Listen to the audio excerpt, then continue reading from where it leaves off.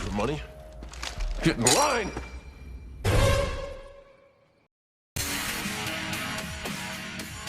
Siapa yang tidak mengenal dia, dan juga dia siapa lagi kalau bukan Jackie Chan dan juga John Cena yang ketika menonton adegan gelut beliau waktu kecil, saya pun menjadi terinspirasi dan mulai melatih ilmu bela diri saya dengan mengikuti ekstrakurikuler di sekolah yang hanya bertahan dalam waktu sebulan. Pun juga si John yang saya tahu hanyalah mas-mas berotot yang bergelut di atas ring, namun tidak demikian karena ternyata dia juga bermain film. Dan bagaimana jika kedua beliau-beliau ini bergabung bersatu dalam sebuah film? Ayo, tanpa menunggu matahari terbit dari barat, kita langsung beri yo.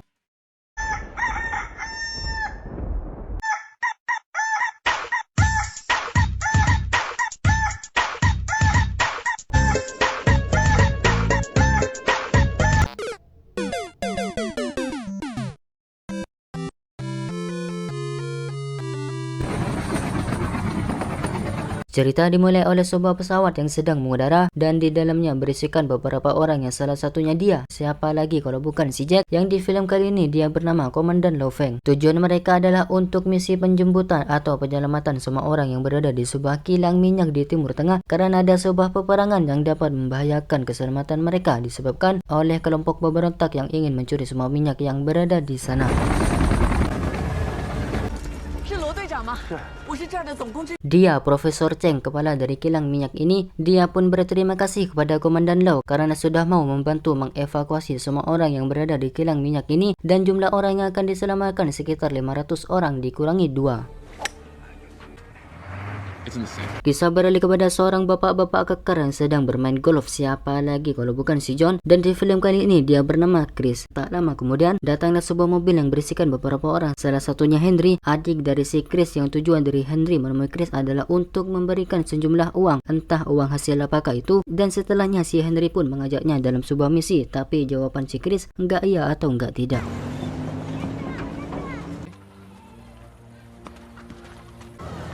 Whoa! Setelah itu kita akan diperlihatkan oleh sebuah desa yang tenang dan tentram yang berada di Iran saat Chris sedang bermain lempar bola bersama salah satu anak dari desa tersebut. Tak lama kemudian datanglah seseorang yang bernama Owen. Dia pun mulai memeriksa sumur yang menjadi sumber kehidupan di desa tersebut, yang setelah memeriksa ternyata pipa dari sumur itu tidak mengeluarkan air, yang berarti masyarakat di sana tidak bisa melakukan aktivitas biasanya seperti memasak air biar matang dan lain sebagainya. Damn, I hate this company. Well, I hate we don't have water. Yang menjadi penyebab ialah sebuah perusahaan yang membangun bendungan di sekitaran lokasi dan membuat desa mereka mengalami kekeringan, dan mereka berdua pun mencari solusi bagaimana cara penyelesaian masalah ini. Malamnya pun si Komandan Lau memikirkan rencana untuk misi penyelamatan karena semua jalan yang akan dilewati telah dikuasai oleh pemberontak. Mereka pun mau tak mau harus melewati jalan maut yang dikenal sebagai jalan yang paling berbahaya di wilayah ini. Esoknya pun sebelum keberangkatan itu, Profesor Cheng pun mengamankan pesawat yang digunakan untuk mengakses pipa kilang minyak, dan selanjutnya ditulis di sebuah buku yang berada di dalam tas dan dibawa oleh orang lain yang bernama Mei gak pakai bulan. Profesor pun berada di bus nomor 8, namun si Mei yang memegang tas si Profesor berada di bus yang berbeda. Yang tak lama kemudian ternyata seseorang mencurigakan yang mencoret bus yang akan ditumpangi oleh si Profesor dan tidak tahu apa maksud dan tujuan orang tersebut. Si Mei pun berada di bus nomor 1 yang juga ada si Komandan Lau di sana. Coba! Okay, let's go. Pelan-pelan Mas Sofi. 1, 2, 3, 4, 5, 6, 7, 8, 9, 10, dan 11 jumlah bas semuanya yang mulai berkendara secara berurutan tanpa saling mendahului, apalagi sampai oleng-olengan di tengah jalan, dikawal oleh beberapa helikopter yang akan menunggu di zona aman. Ketika di dalam bas, Mei dan Komandan Lau pun terlibat suatu percakapan yang sepertinya ada hubungan di antara mereka. Tak lama kemudian setelah percakapan itu, mereka pun terhenti saat akan mulai memasuki jalan maut yang dibicarakan kemarin malam. Tanpa persiapan, mereka pun mulai memasuki jalan tersebut dengan Komandan Lau yang tentunya berada di barisan depan. Tak beberapa lama setelah memasuki, terlihatlah jalan yang akan dilewati terhalang oleh sebuah mobil, namun si Komandan Lau pun tidak memperdulikan hal itu dan terus melajukan kendaraannya karena dia tahu itu hanyalah jebakan untuk memancing mereka semua.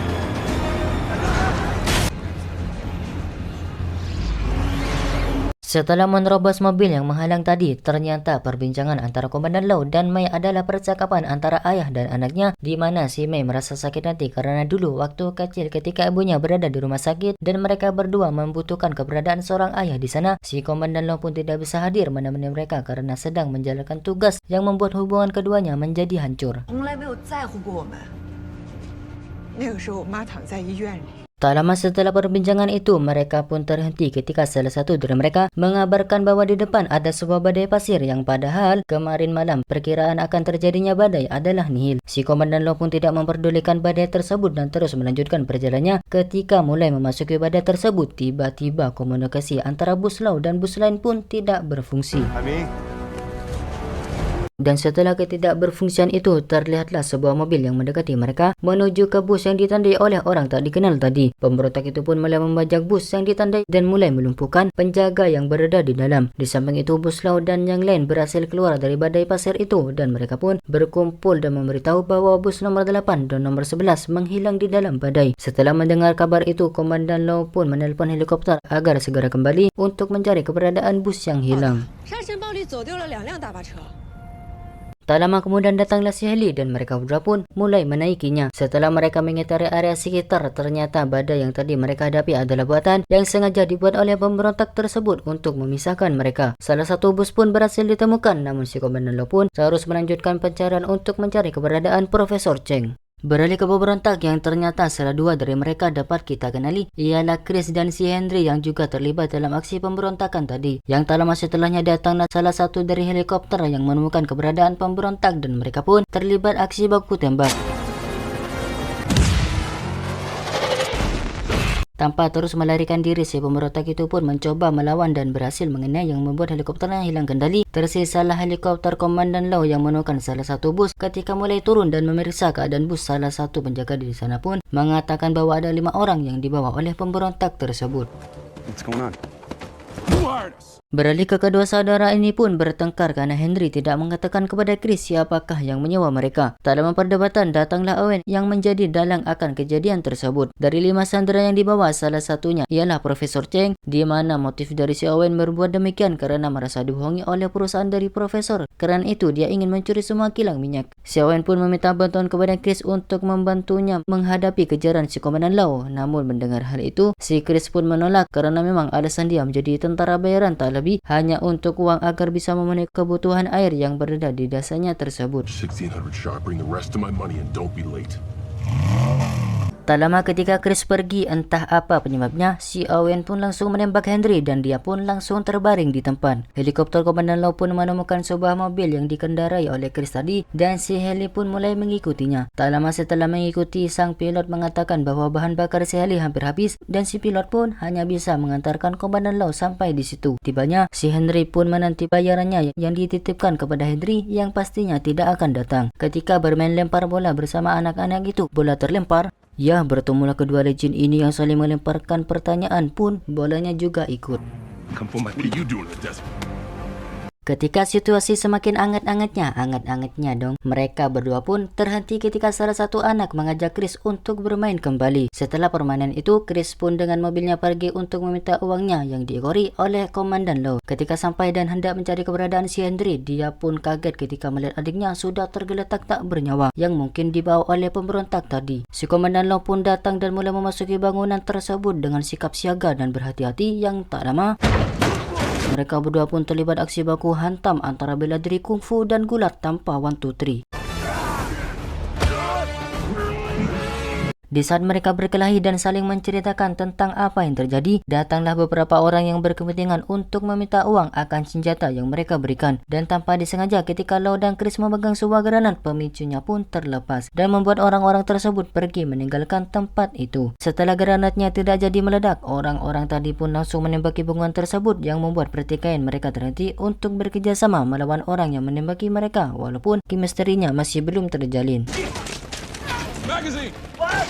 Magazine! What? In the bin! Put the bin!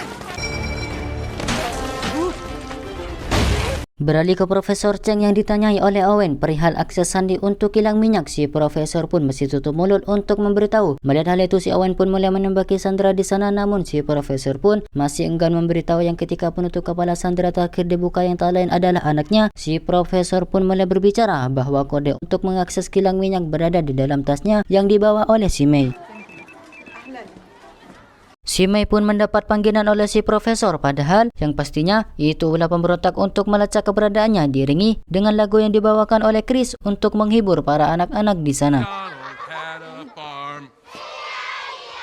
Di saat Komandan Lau dan Chris melakukan percakapan, tak lama kemudian datanglah anak buah si Owen yang langsung menyebar untuk mencari tas yang dibawa oleh si Mei. Namun Lau dan Chris pun tidak tinggal diam, mereka berdua mulai menyergap satu persatu anak buah Owen. Ya, walaupun komunikasi antara keduanya masih belum baik. Singkatnya, saat mereka semakin terpojok, si Chris pun mengambil handphone si Mei untuk memberikannya kepada si pemberontak. Namun bukan itu yang dicari, melainkan tas yang dibawa oleh si Mei. Tanpa berpikir panjang, si Chris pun kembali untuk mengambil tasnya dari si Mei tanpa dia tahu apa yang berada di dalamnya. Setelah tas diterima, si pemberontak pun pergi meninggalkan desa tersebut. Chris melakukan hal itu hanya untuk tidak memperpanjang masalah dan juga melindungi desa ini. 你会说中文啊？ Yes, that's how mad I am right now. Esok harinya pun Chris menanyakan tentang apa yang ada di dalam tas itu. Si Mei pun menjawab bahwa tas itu berisikan data atau kata sandi, dan jika sandi itu sampai terbuka oleh si Owen, maka dia bisa membuka semua aliran dari kilang minyak yang berisikan jutaan barel. Namun si Chris pun berpendapat bahwa perlu ratusan truk untuk mengangkut semua minyak itu. Namun si Mei pun berkata ada aliran pipa bawah tanah yang membuat pencurian mereka menjadi mudah. We gotta get to the refinery. Mendengar penjelasan itu, mereka pun langsung bergegas menuju kilang minyak menggunakan truk yang digunakan untuk membuat badai pasir buatan tempo hari. Si Mei pun ingin ikut bersama mereka, namun si Komandan Lau atau ayahnya pun tidak mengizinkannya. Beralih ke Owen yang sedang menunggu anak buahnya membawa tas yang berisikan kode itu. Setelah datang, si Owen pun langsung mengambil tasnya tanpa salam ataupun ya berterima kasih lah gitu. Si Owen pun langsung memberikannya kepada Profesor agar dia segera membuka kodenya dengan mengancam putranya menggunakan pistol. Setelah sandinya terbuka, aliran minyak pun mulai mengalir. Mereka berdua pun sampai dan menerobos jalan yang diblokir dengan suara tembakan dari penjaga di sana dan berhasil masuk walaupun dengan menabrak sebuah menara yang langsung disambut oleh para penjaga di sana yang siap untuk menyerang mereka.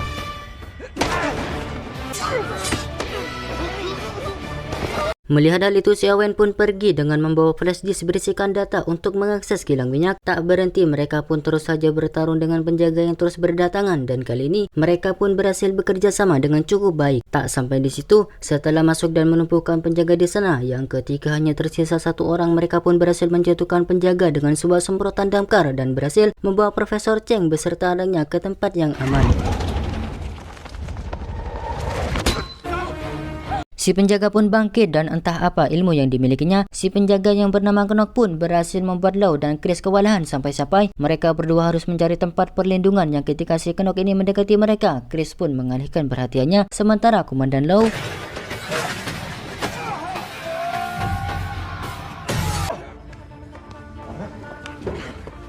agar tidak kehilangan jejak Owen, Chris pun pergi mengajar menyisakan Komandan Lau yang akan menghadapi si Knock. Sesampainya di luar, si Owen pun hendak pergi yang ketika si Chris mengajar menggunakan kakinya yang tidak sebanding dengan putaran roda mobil. Chris pun tertinggal. Di saat keputusasaan itu, tak disangka datanglah Mei menggunakan mobil kesayangan dari si Chris yang langsung kembali mengejar Owen walaupun Sorry. Sabar. si Komandan Lau pun masih tetap dengan keadaan menghadapi Knock yang ketika dia menyemproti Knock dengan semprotan pemadam, tiba-tiba semprotannya pun bocor dan membuat sisi ruangan dipenuhi oleh busa. Mereka berdua pun masih terus saja melanjutkan pertarungan dengan busa yang hampir menutupi badan, namun si Komandan Lau pun berhasil mengalahkan dengan membuatnya tersangkut di sebuah besi. Setelah berhasil mengalahkan, si Profesor pun mencoba menghentikan aliran dari kilang minyak, namun tidak berhasil karena flash disknya sudah dibawa oleh si Owen.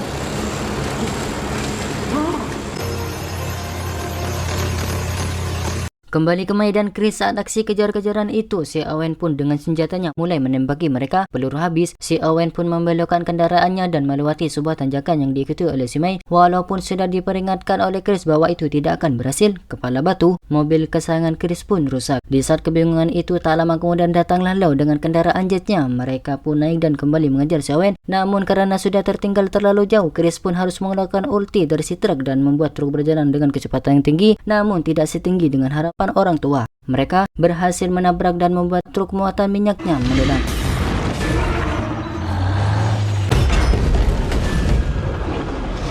Tak sampai di situ, si Owen pun masih berhasil selamat dan kembali kabur dengan mobilnya. Tak tinggal diam, si Komandan Lau pun hendak mengejar, namun terkendala karena ban dari si truk terjebak di pasir dan mau tak mau mereka harus menggunakan cadik dari si truk dengan kembali mengejar menggunakan mesin jetnya. Ketika kecepatan mobil Owen tak sebanding dengan truk bertenaga jet itu, si mobil pun terseret dan Komandan Lau pun benar menjatuhkan si Owen beserta kendaraannya ke dalam jurang. Dan ketika alih-alih jatuh, si Owen pun selamat di tepi jurang dan dengan sombongnya karena sudah merasa menang di saat hendak tancap gas dari pinggir jurang tersebut, dia pun terjatuh. Dengan senyuman karena tali yang mengikat si Mei terhubung dengan mobilnya, yang berarti mereka akan terjatuh bersamanya, tetapi si Komandan Lau pun berhasil melepaskan ikatan dan semenjak itu senyumannya pun meledak. Atas kejadian itu, hubungan antara ayah dan anak ini pun kembali membaik dan Chris! THN. You know everything, right? How do we get out of here? I have an idea.